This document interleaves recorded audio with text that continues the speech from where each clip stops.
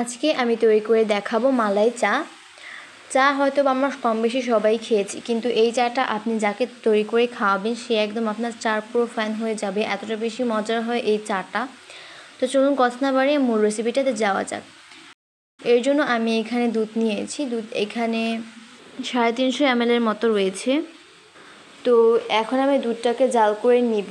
প্রথমে দুধটাকে 2-3 বার বলক উঠিয়ে নিতে হবে, এরপরে লো হিটে জাল করতে হবে যতক্ষণ না পর্যন্ত এর উপরে মোটা একটা সর পড়ছে।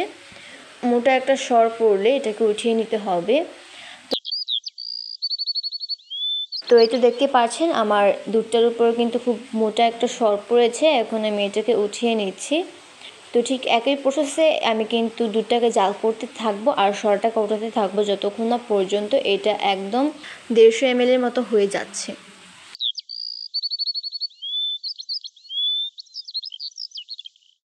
তো আমার এটা কিন্তু রেডি হয়ে গিয়েছে, সরও কিন্তু বেশ ভালোই জমেছে।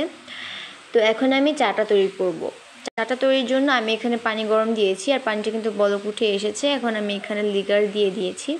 তো এরপরে আমি চাটা কিন্তু রেডি হয়ে গিয়েছে, যাতে কোনো প্রকার চিনি বা লবণ কোনো কিছুই ব্যবহার করব না।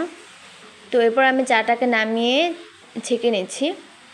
এরপরে হচ্ছে আমি 2টা কাপ নিয়েছি, এখানে দুধ দিয়ে দিচ্ছি যেটা জাল করে রেখেছিলাম।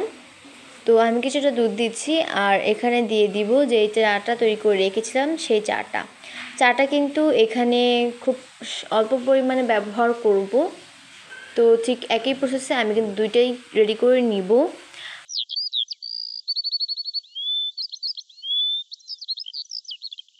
আর এরপর আমি এখানে দিয়ে দিব স্বাদ অনুযায়ী চিনিটা আপনাদের স্বাদ অনুযায়ী বাড়িয়ে কিংবা কমিয়ে দিতে পারেন।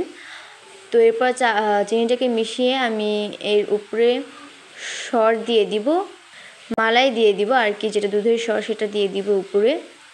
আমার যতটুকু দুধ হয়েছে সেখানে আমার 2 কাপের মতোই হয়েছে আর কি, 2 কাপও হয়নি, 2 কাপের থেকেও কম হয়েছে।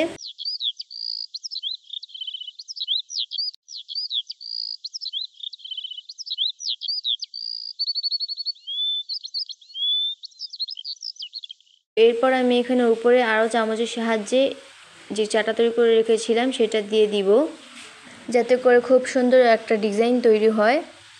তো এই তো দেখতে পাচ্ছেন আমার চাটা কিন্তু রেডি হয়ে গিয়েছে, দেখতে কতটা বেশি সুন্দর লাগছে। এটা খাওয়ার সময় যখন মালাইটা মুখে পড়বে তখন একদম ক্রিমি একটা টেক্সচার আসবে। আমার এই রেসিপিটা ফলো করে বাড়িতে একবার ট্রাই করে দেখবেন, একদম এটার ফ্যান হয়ে যাবেন, এতটা বেশি পরিমাণে মজা হয়। তো আমার আজকে এই ভিডিওটি ছিল এই পর্যন্ত। আমার ভিডিওটি যদি ভালো লাগে তাহলে অবশ্যই একটা লাইক দিয়ে চ্যানেলটাকে সাবস্ক্রাইব করে পাশে থাকবেন। আর যারা অলরেডি সাবস্ক্রাইব করেছেন তাদেরকে অসংখ্য ধন্যবাদ। দেখা হবে নেক্সট কোনো ব্লগে। ততক্ষণ সবাই ভালো থাকবেন। আল্লাহ হাফেজ।